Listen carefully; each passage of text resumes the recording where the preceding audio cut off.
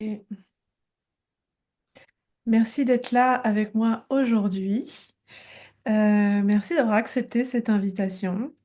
Je vais réexpliquer comme d'habitude le contexte de ce talk et puis après, je vais t'inviter à te présenter. Et le but de cet échange, c'est en fait vraiment que les personnes qui vont assister à ce sommet déjà aient envie de venir à travers ce que tu représentes, à travers ta thématique qui est très particulière et qui était vraiment importante pour moi de rajouter dans ce sommet. T'es la dernière, enfin, t'es pas la dernière, mais t'es, t'étais le maillon qui me manquait dans ce sommet. Ta thématique, on va en parler juste après. J'avais vraiment envie qu'elle soit présente parce que c'est un sujet dont on parle pas beaucoup, ou qu'on n'ose pas forcément aborder, ou on ne sait pas Tu soi-même mets du comment suspense réagir. en plus. Ouais, ouais, j'aime bien. J'aime bien. Donc le but de ces slow talks, c'est de présenter les intervenants du sommet qui ont accepté de jouer le jeu avec moi, de venir discuter pendant une petite demi-heure. Encore une fois, pour que les gens te connaissent, pour que les gens vous connaissent et aient envie de venir. Je l'ai dit à chaque fois, donc c'est pas que je suis obligée de le redire aujourd'hui, mais je vais le dire quand même parce que pour moi c'est important pour poser bien les choses. Merci à toi de co-créer cet événement avec moi. J'aime particulièrement, on se connaît pas, hein. On se connaît pas du tout, toi et moi. On Non, a c'est vrai. échangé vite fait, mais on se connaît pas. Mais j'aime particulièrement chaque personne qui est à l'intérieur de ce sommet parce que vous avez une énergie, une, vous avez tous, nous avons tous, il faut que je me mette dedans, nous avons tous créé une synergie, même si on communique pas ensemble tous les jours, une synergie qui fait que la puissance de ce sommet est d'autant plus décuplée par votre présence à chacune. Donc, vraiment, du fond du cœur, merci à toi d'être là. Et donc maintenant, je t'invite à te présenter, Charlène. Bah, merci. Déjà, peut-être avant de me présenter, je voulais te remercier en retour. Tu sais, moi, je dis souvent quand on me dit merci, ben, merci aux autres personnes d'être là, mais parce que sinon, si tu fais pas cette proposition, finalement, j'aurais pas pu participer à ce sommet. Donc, merci à toi de donner aussi cette opportunité. Mhm.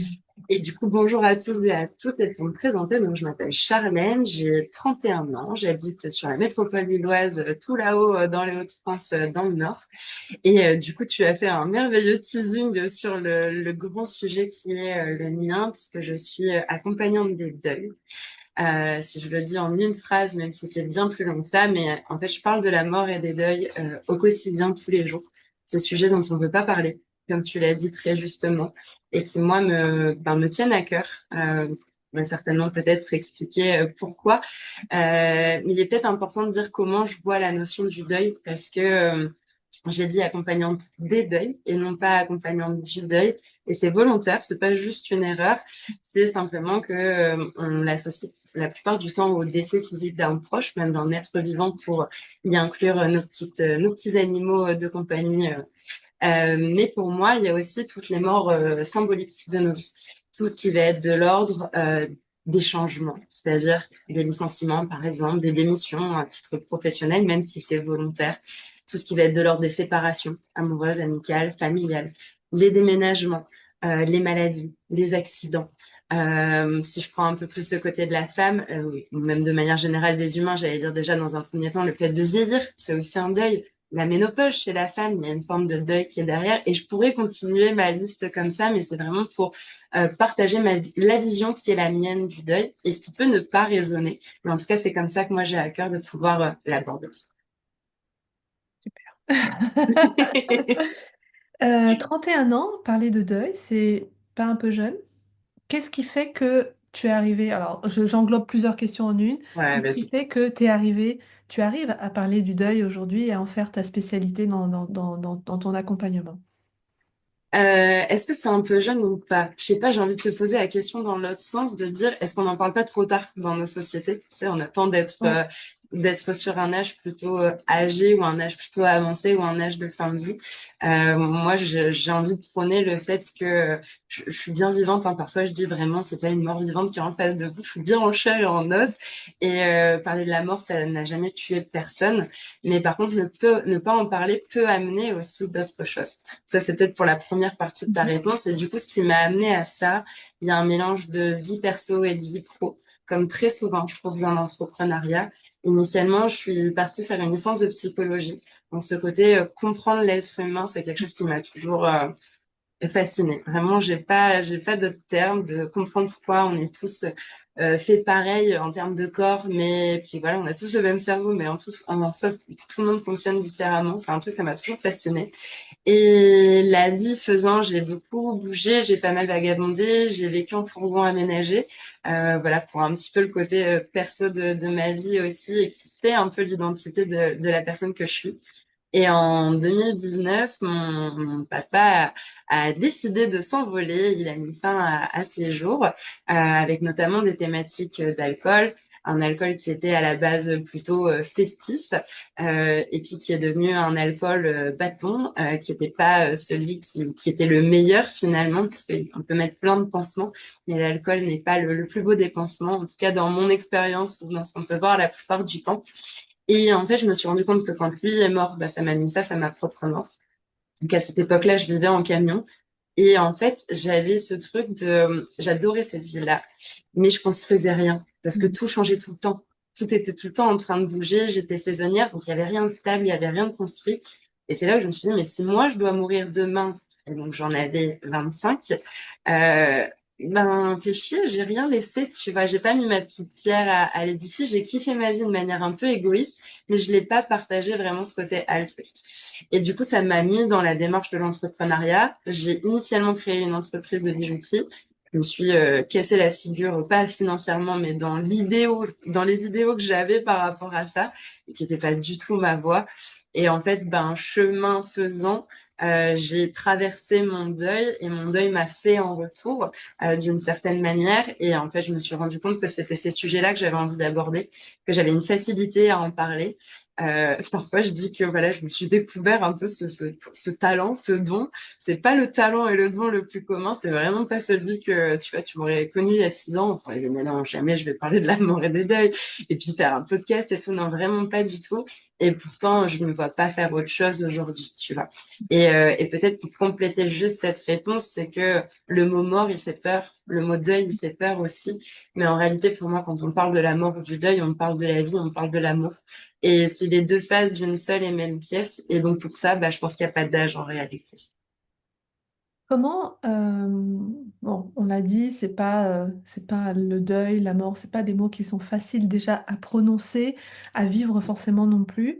Comment es-tu perçu, toi, dans ton environnement proche déjà, et puis bah, quand tu rencontres des nouvelles personnes et que tu expliques ce que tu fais?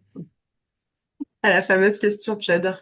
Ah, Euh, Dans mon environnement proche, ça dépend des gens. En ouais. fait, ça dépend vraiment de la vision que eux-mêmes vont avoir de la mort et du deuil, de leur facilité ou de leur ouverture à en discuter. Et au tout départ, quand j'ai parlé de ces sujets, c'est vrai qu'on me disait, mais t'es sûr? Même quand je parlais du décès de mon père, on pensait que je faisais un déni. Donc il y avait ce côté, justement, bah, le tabou. Et mais pourquoi tu veux aller vers ces sujets-là? Enfin, il y a des trucs bien plus fun dans la vie. Pourquoi C'est ça. parler de ça? Et en fait, maintenant, c'est plutôt compris, ça c'est quasiment certain, mais c'est plutôt hyper bien accueilli. Je vais te donner un exemple. J'ai participé à une émission pour France 3 la semaine dernière, Mhm. et en fait, j'ai eu des super beaux retours. Alors certes, des personnes sur les réseaux sociaux, mais voilà, petite dédicace à ma belle-mère et à la tante de mon conjoint qui m'ont appelé et qui en fait m'ont félicité et m'ont Mhm. dit mais merci pour ce que tu fais. Et en fait, c'est là où je vois qu'il y a un réel impact, un réel intérêt, si je peux le dire comme ça, un réel besoin en tout cas. Et du coup, en fait, maintenant, c'est compris comme, bah oui, ok, c'est pas parce que nous, on n'ose pas en parler qu'il faut pas en parler. Donc ça, c'est dans l'univers proche. Et dans l'univers un peu au quotidien, quand je dis que je suis accompagnante des deuils, j'ai deux types de réactions. En fait, j'ai soit les personnes qui, d'un coup, je sens le questionnement, ah bah tiens, bon, c'est rare qu'on entende ce sujet, donc bah, Ouais. ça m'intéresse et envie de creuser, tu vois, vraiment ce côté curiosité. Ou alors l'autre versant qui va être, je sens que j'ai touché le point sensible que la personne n'avait pas envie d'aller toucher, et c'est ok, c'est juste, je respecte. Et souvent, la personne coupe plutôt court à la conversation ou change de sujet. Et j'ai même eu parfois des gens qui m'ont dit, adieu, j'espère ne jamais vous recroiser. Et Mhm. pareil, c'est ok, c'est juste, mais voilà, ça peut montrer à quel point en fait on a plein de peurs, de croyances il n'y a pas de question de elles sont légitimes ou pas. C'est Oui, juste, on oui, a oui. des peurs, des croyances, des idées, des idéaux, des philosophies aussi qui font qu'on a telle ou telle pensée sur la mort et que, bah voilà, ça vient de nous toucher d'une manière ou d'une autre. Ça vient de nous toucher à l'intérieur. Tu parlais tout à l'heure des différents types de deuil que tu abordes. Est-ce qu'il y en a un particulièrement qui revient régulièrement? Oh. Un ou deux, allez, si Ouais. Dans plusieurs. mes accompagnements, tu veux dire, Ouais. ou de manière... Oui, dans tes accompagnements. Ah, c'est hyper difficile comme question. Je dirais forcément le décès parce que Mhm. c'est la manière dans notre société où, comme on entend deuil égale mort physique d'un proche, c'est vraiment la plupart du temps la porte d'entrée. Et Mhm. ça veut pas dire que c'est un peu, tu vois, la partie visible de l'iceberg. Et parfois, il y a plein d'autres deuils qui sont invisibles ou inconnus ou pas regardés qui se cachent en fait Mhm. derrière sous cet iceberg. Je dirais cet aspect-là. Et le deuxième, je vais peut-être l'englober dans cette notion de, il y a quelque chose qui a changé dans ma vie. Et dans cette large notion du changement, en fait. Et souvent, alors, je sais pas si les auditeurs ou auditrices m'entendront comme ça, mais quand il y a un truc qui change dans nos vies, souvent, il n'y a pas qu'un seul truc. D'un coup, il y a plein de trucs qui se mettent à changer. Ça fait Et ce qui cascade. fait ouais, ça fait un peu effet cascade, et ce qui fait qu'on se retrouve avec un espèce d'amas, une grosse boule, avec plein de petits ou de gros changements dans cette grosse boule de changement. Et souvent, c'est un peu la situation des personnes. Donc, soit dans ce sens-là, soit j'ai tellement attendu. Et parfois, j'ai tellement balayé sous le tapis de non, je vais pas regarder. Bon, c'est pas grave, ça va aller. On verra ça plus tard. Qu'à un moment, ils ressortent tous. Et là, ben, il faut y faire face, en fait. Il faut les apprivoiser. Donc, c'est un peu, je dirais, les deux grands types de profils, si je peux parler comme ça. C'est vraiment intéressant parce que hier, pendant le slow talk avec Nedra, j'ai réalisé, moi, un truc. Ça fait longtemps que je prône la non-souffrance. Faut arrêter de se dire que parce que pour avancer dans la vie, il faut se prendre des pavés dans la gueule. Il n'y a que comme ça qu'on peut conscientiser, etc. Ça fait mais très longtemps que je le dis. Et je me rends compte à quel point ce que nous allons proposer, moi, ça va être un peu différent, mais en tout cas, ce que nous allons proposer dans ce sommet, va permettre aux femmes de ne pas arriver à ce moment où elles se tapent la tête sur le mur, où elles vont pouvoir avant se positionner en se disant, en se questionnant déjà, ok, où j'en suis moi, comment je suis moi là maintenant, et peut-être je peux aller chercher les outils qui vont me permettre d'aller bien, d'aller mieux, de m'apaiser, d'être plus légère, avant même d'avoir pris ce mur dans la gueule et de souffrir et puis d'être vraiment au fond du trou. Et je réalise vraiment avec chaque intervention du coup maintenant à quel point on est tous, euh, on vient vraiment peser significativement là-dessus sur on va arrêter de souffrir, cette boîte à outils qu'on est en train de créer, elle va te permettre d'arriver au moment où tu vas te poser des questions, tu auras besoin et tu vas pouvoir rebondir beaucoup plus vite.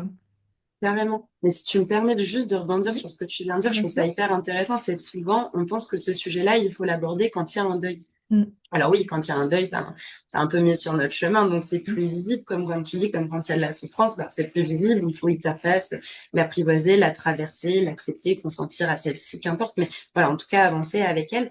Mais on peut aussi réfléchir à ça de manière plus quotidienne, dans un aspect qui est aussi plus philosophique, et en tout cas, tu vois, c'est ce que ça m'évoque là dans ton mm, partage.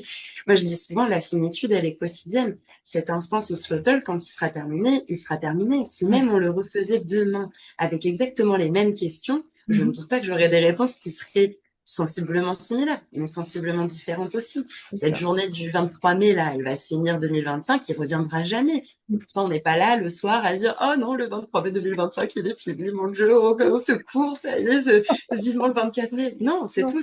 Mais en fait, c'est aussi apprivoiser cette notion de finitude Mhm. qui est là au quotidien. Et il faut aussi se rappeler, même si on ne le voit pas et qu'on ne le perçoit pas, à l'instant où je te parle, j'ai plein de cellules qui sont en train de mourir à l'intérieur de mon corps et plein d'autres qui sont en train de naître. Donc en Mhm. fait, cette notion-là, elle est toujours présente et on peut l'apprivoiser, se préparer. Ça ne veut pas dire qu'on sera prêt au moment donné, mais on aura déjà réfléchi, on aura déjà eu des bases, des outils, comme tu le disais. Donc Mhm. merci, je trouve ça hyper intéressant ce que tu viens de partager. Est-ce qu'on se forme à être accompagnante des deuils? Intéressant. Je vais te répondre avec mon prisme, parce qu'en tout cas, je peux Merci répondre de que ça à qui nous travers. intéresse. Ouais, je peux répondre que à travers celui-là. Euh, moi, j'ai eu beaucoup de mal quand j'ai voulu me former ou quand même alors, je vais peut-être d'abord parler en tant que personne en deuil. Si j'enlève juste un instant ma casquette pro, parce que avant d'être devenue accompagnante de deuil, j'ai été une personne en deuil. Et en fait, je me suis jamais reconnue dans tous les modèles que j'ai pu lire, dans ces fameuses étapes. Ça m'a toujours plus perdu qu'autre chose. Ça m'a plus créé parfois de la culpabilité qu'autre chose. Et je me dis, mais je suis dans l'étape 2, 3, 5. Super. Et alors, du coup, je fais quoi maintenant, vu que je suis dans la 2, la 3, la 5 et qu'on les comprend tellement mal, ces Mhm. étapes, qu'on pense qu'il faut faire des to-do list, qu'elles ont été vulgarisées, ce qui est bien, mais peut-être un peu trop et parfois pas déformées, mais en tout cas mal comprises. Mhm. Et en fait, moi, ça m'a mis en rogne, tu vois, ça m'a mis en rogne intérieurement de me dire, mais en fait, l'important, c'est la manière dont moi je le vis. Et donc, pour moi, et je suis pas la seule hein, à en parler comme ça, mais en tout cas, je suis celle qui est présente aujourd'hui avec toi pour en parler, c'est qu'il n'y a pas un chemin, il y a des chemins de deuil. Et donc, du coup, j'ai pas, moi, dans mes accompagnements, ce truc de, on va faire autant de séances, on va partir de là, on va aller là. Parce qu'en fait, c'est tellement propre à ce que tu vas vivre. C'est, imaginons, je prends une fratrie qui a perdu un parent, ils sont, Mhm. par exemple, trois frères et sœurs. Ils vont chacun le vivre, Ouais. peut-être avec des points communs, mais sans aucun doute avec des points de différence. Et Mhm. si je leur mets tous le même chemin, on a peut-être un ou une à qui ça va plaire, ou deux à qui ça va plaire, et un autre à qui ça plaira pas. Et donc, à l'inverse, pour moi, je suis pas sûre qu'on se forme à la connaissance de ce qu'est le deuil, on se forme au fait d'être dans l'adaptabilité et dans l'écoute de l'autre, de ce que la personne vit, pour Mhm. pouvoir l'accompagner dans son vécu, dans son deuil, dans ce que ça réveille, dans ce que ça évoque pour elle, plus que de dire, bon, ben, viens, le chemin, il est là-bas, on va le parcourir ensemble, et à l'arrivée, eh ben, ce sera mieux. Ben non. Et puis cette arrivée, c'est quoi cette arrivée d'ailleurs? Tu vois, c'est un peu l'expression de faire son deuil. Est-ce qu'il y a quelque chose à faire? Et à la fin, je dis, ça y est, mon deuil, il est fait, je le coche là sur ma to-do list et je passe à autre chose. C'est pas en tout cas ma conviction. J'ai le sentiment de plus en plus quand même que ce soit dans le monde de l'accompagnement ou même de la thérapie au sens plus large. Voilà, c'est quelque chose qui s'évoque de dire, voilà, le deuil c'est pas noir ou blanc, quoi. C'est pas un bouton on/off et que ça y est, c'est fait, on est content. Non, pas du tout. Bah, écoute, merci Charlène, parce que je viens de faire une deuxième prise de conscience en 24 heures.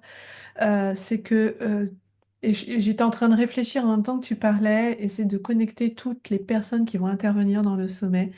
Nous avons tous ce côté disruptif de se dire qu'il n'y a pas une norme, il n'y a pas une façon de faire. D'ailleurs, hier, j'ai fait bon, vous le verrez, mais j'ai tourné une vidéo qui sera sur la page d'accueil du sommet où j'explique qu'il n'y a pas un outil, il y a qu'on nous apprend, mais il y a un autre outil à nous qu'on va s'approprier en fonction de nous, de ce qu'on vit, de ce qu'on veut vivre, etc. Et évidemment, c'est sous-entendu, mais il y a aussi l'outil que la personne en face de nous a envie ou a besoin de toucher du doigt pour pouvoir avancer elle-même. Et donc on a tous ce côté disruptif de c'est bon, la société, c'est bien, donne des règles. Il y a des gens qui donnent des cadres et c'est bien parce qu'il y a des personnes qui ont besoin de cadres et de structures, mais il y a toujours ce côté appropriation derrière qui vient pour le coup en résonance avec cette boîte à outils que je veux créer avec ce sommet parce que, bon, je l'avais déjà expliqué je te vole la vedette 2 secondes, mais j'avais déjà Vas-y, vas-y, expliqué vole, vole. par ailleurs sur différents posts et je vais le redire, c'est qu'on a accès à tellement d'informations sur Internet aujourd'hui que finalement on ne sait plus quoi trouver. Et c'est là pour moi qu'est la genèse de ce sommet.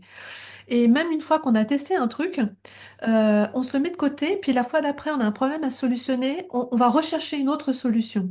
Et donc, on est toujours dans la recherche d'informations et de choses sans jamais se poser vraiment sur un truc. Et puis, il y a des techniques qui vont parfois bien fonctionner si on change un ou deux trucs. Dans l'exemple que je donnais, c'est par exemple, tu vas faire une méditation. La personne, pendant la méditation, elle te demande de te visualiser en haut d'une montagne. Si pour toi, c'est pas confortable d'être en haut d'une montagne, tu as deux choses. Soit tu vas laisser tomber, tu vas passer à autre chose et tu profiteras pas des bienfaits de ce qui est proposé.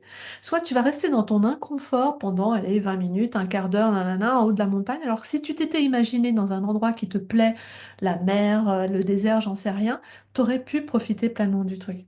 Et ça, c'est tellement, ce que tu viens de dire, Charlène, merci, c'est tellement précieux.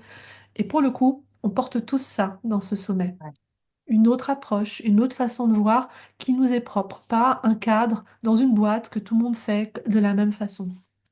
Merci. carrément. Merci de Mais me c'est pour permettre de ça qu'il y parler. a, mais carrément, mais c'est pour ça qu'il y a plein d'outils et même au sein d'un deuil, tu vois, si je rebondis sur ce que tu viens de dire et que je le remets dans le contexte d'un deuil, parfois on se dit, ok, j'ai vécu tel deuil, qu'importe qu'il soit mort physique d'un proche ou mort symbolique, et j'ai des outils de ressources qui m'ont aidé. Mhm. Et parfois, on veut les calquer sur le deuil que peut-être on vit aujourd'hui. Mais peut-être pas. Mhm. Et peut-être qu'on va avoir besoin de les adapter. Peut-être qu'on va avoir besoin de, non pas aller toujours chercher de nouveaux outils, tu vois, dans ce que tu disais. Pour moi, il y a ce côté fast-food des réseaux Oui, c'est sociaux, ça. etc. On Ouais, ouais. consomme en mode Mhm. hyper rapide. Et puis, ah, le dernier truc à la mode, c'est ça. Bah, allez, je vais là-bas. Et puis après, c'est ça. Donc, je vais vers un autre endroit. Mais trouver les nôtres d'outils. Et Ouais, il n'y a pas besoin d'en avoir 50 000, mais il y a besoin d'avoir peut-être 3, 4, 5, 10 outils, qu'importe, mais qui sont les nôtres et qui font sens et qui sont des réels, des bâtons. Tu vois, moi, j'aime bien cette image du bâton de pèlerin. C'est souvent quelque ouais. chose que je donne aux personnes que j'accompagne en me disant, mais je suis un bâton de pèlerin, en fait. Vous pouvez monter la montagne sans moi, vous pouvez faire la rando sans moi. Par contre, si vous faites déjà un petit peu de rando ou de la balade, euh, il y a des moments, franchement, le bâton, il est bien utile parce que sinon, tu vas t'écorcher les genoux, tu vas te mettre ta main dans les orties. Ouais. Tu t'en relèveras. Mhm. Mais si on peut éviter de mettre la main dans les orties ou de s'écorcher le genou et utiliser le Mhm. bâton, c'est plus sympathique. C'est Bah, clair. en fait, pour moi, c'est ça, les Mhm. outils. C'est juste sur des moments, bah, en fait, ça vient nous aider, nous soutenir, nous accompagner. Et parfois, on peut s'en détacher pendant quelques jours, quelques semaines, quelques mois pour finalement mieux y revenir. Je suis tout à fait d'accord avec toi. Mhm. Pour quelle raison as-tu accepté de participer à ce sommet? Parce que j'aime le collectif, déjà Mhm. de base. Je dirais qu'il y a cette notion-là, il y a la notion de transmettre. Deuxièmement, de manière générale. Voilà, j'aime Mhm. transmettre, j'aime échanger. D'accord, pas d'accord. En réalité, je m'en fiche tant qu'il y a le respect, mais voilà, de pouvoir transmettre et que chacun puisse piocher justement ses outils, ses réflexions, ce qui fait sens pour lui ou pour elle. Et la troisième chose, c'est que en réalité, c'est toi qui es venu vers moi et c'est Mhm. toi qui es venu vers moi pour le sujet du deuil. Et ça, en fait, pour moi, c'est précieux, tu Mhm. vois, parce que, bah, en fait, donner un espace de parole, d'expression, de partage, de visibilité, qu'importe comment on le dit, Mhm. à un sujet qui est tellement passé sous silence et qu'on préfère mettre sous cloche et dire non, ça va loin là-bas, euh, je pouvais pas refuser, tu vois, pour ces trois raisons, toutes les unes entremêlées dans les autres. Et voilà, c'est vraiment les trois raisons qui me font. Quel est ton grand message, Charlène? S'il ne devait y en Waouh! avoir qu'un, quel serait-il?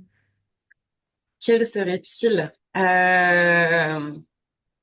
C'est bien, on voit que j'ai pas préparé et que tu m'as rien envoyé, hein, parce que je réfléchis J'avais rien vraiment. préparé non plus. Il y a des questions qui reviennent un peu hein, d'un slow talk à l'autre. Je suis mon inspiration, mais Mon grand message, je pense que si je devais le dire très très simplement, Mhm. euh, je dirais en fait s'écouter et se faire confiance. Et du coup, on peut se dire, bah, c'est un peu décorrélé peut-être du deuil, mais en fait, c'est en Mhm. lien avec tout ce que je dis depuis tout à l'heure, parce que on a ce truc dans le deuil de se comparer aux autres, de se comparer à ce qu'on vit. Ah oui, mais mon frère ou ma tante ou mon voisin m'a dit qu'il l'a vécu comme ça, ou qu'il faut faire ceci, ou qu'il faut pas faire cela, ou que ça doit durer autant de temps, ou que ça ne doit pas durer autant de temps, que voilà, je dois suivre cette petite liste-là. Et c'est dans cette notion-là où je dis s'écouter.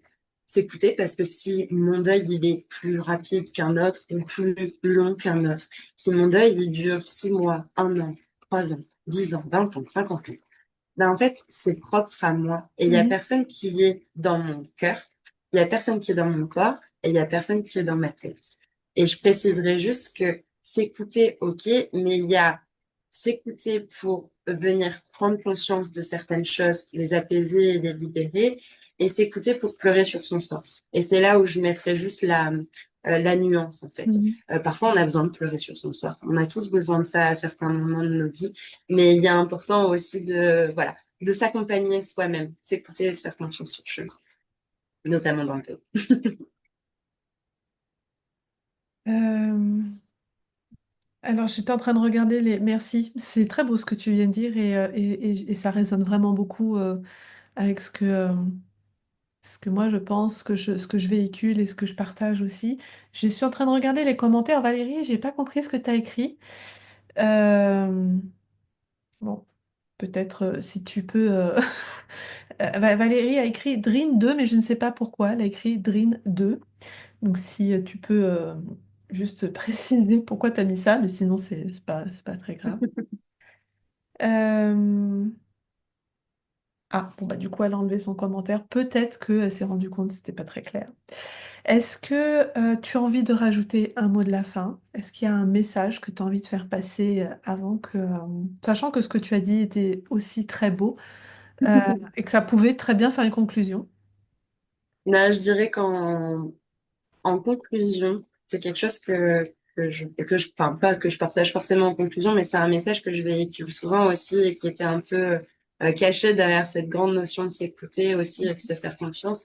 C'est que le deuil, en fait, ça vient nous mettre ça nous permet de contacter des états en nous et des émotions qui nous rendent vulnérables. Mhm. Et souvent dans notre société, cette vulnérabilité, en tant qu'homme comme en tant que femme, même si c'est quand même plus le cas en tant qu'homme, on va pas se mentir, on l'associe très souvent à cette notion de La faiblesse. faiblesse, ouais. Et que pour moi, en réalité, la vulnérabilité, c'est entre autres et en partie ce qui nous rend humains et humaines. Et c'est quelque chose qui est beau à partager. Je trouve que c'est Mhm. quelque chose qui est beau à véhiculer et que ben tous et toutes, on est tous et toutes des mortels. On l'oublie, on s'appelle des êtres humains, mais en réalité, on est des êtres mortels. Et ça nous rappelle aussi cette notion de finitude sur laquelle finalement on ferme les yeux et que bah voilà, juste envie peut-être de on n'avait pas le lien là, à part par les commentaires, mais avec les personnes. Mais ben, je serais ravie de pouvoir vous avoir à la conférence et de pouvoir échanger avec vous sur ces sujets et peut-être de répondre à des questions ou de vous en poser d'autres en retour pour pouvoir aller éveiller d'autres perspectives et d'autres espaces de vulnérabilité. Mhm. Donc voilà, ce sera mon petit mot de la fin. Top. En plus, normalement, il reste une personne qui s'est pas encore inscrite sur notre agenda du sommet, mais normalement, on va ouvrir le bal avec toi. Donc, Ouais, lundi 16 juin à 11 heures, tu seras, en tout cas, tu passeras à 11 heures, c'est sûr, et peut-être la première, du coup, pour ouvrir le bal. ouais, pour ouvrir le bal, pour ouvrir cette belle semaine qui va être particulièrement intense. Je le sens à quel point elle va être puissante et transformatrice aussi, à quel point on va pouvoir poser tous des jalons. On a déjà commencé à le faire, mais là, ça va être pouf, exponentiel et j'ai tellement hâte maintenant d'y être. Quand je vois tout ce que vous avez produit, tout ce que vous avez fait jusqu'ici les uns les autres, je me dis que en live, vous serez à 150% chacun et je le sais, et ça va être énorme. J'ai tellement hâte de voir ça puisque moi, je serai là à chaque fois, donc je vais le vivre avec vous en même temps que vous. Yes. Bah, il n'y a plus qu'à, quoi. Il n'y a plus qu'à. Écoute, merci beaucoup Charlène, merci pour ton temps, merci d'avoir été là, merci d'être à mes côtés aussi. Valérie nous dit qu'elle a hâte d'y être aussi, donc Valérie est aussi une des intervenantes du sommet. Le deuil, chacun le vit à sa façon et c'est important de le dire, effectivement. C'est Merci important de le Valérie. dire, c'est important de le répéter, c'est important de l'ancrer. Et c'est pour ça que ton sujet, ta présence, et qu'on commence par ça finalement, ça me semble même pas tellement incongru, parce que ça va ouvrir plein de portes derrière sur toutes les interventions et la façon dont chacun va aussi assister à chaque intervention et va vivre chaque journée avec nous. Donc c'est parfait. Kijana, ouais, qui nous remercie aussi pour ce beau partage. Donc, merci encore. Et puis, ben, de toute façon, on se voit très très vite. À bientôt. Merci beaucoup Yasmine. À bientôt. Ciao.